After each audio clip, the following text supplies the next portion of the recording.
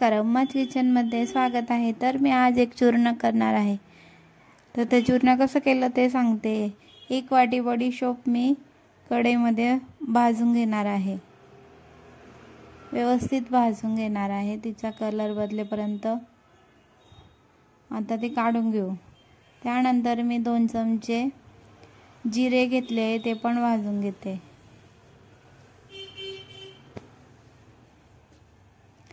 जिरेही व्यवस्थित भाजून घ्यायचं आहे. नंतर 2 चमचे ओवा घेतले आहे आणि त्या पण भाजून घेणार आहेत. नंतर मी याच्यात 10 वेलची आणि 7 काळी मिरी घेतली आणि एक छोटा दालचिनीचा तुकडा घेतला आहे, ते पण भाजून घेते.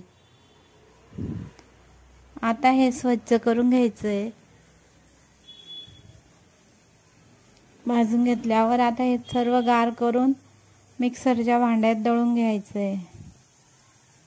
आणि याच्यात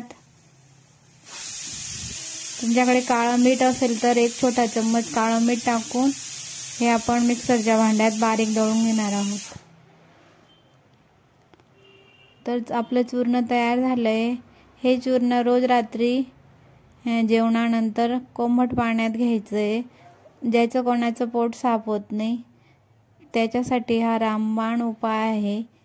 आमच्या घरात सर्वजण चूर्ण घेता, त्याच्यामुळे वजनही कमी होतं. तर करून पहा एकदा.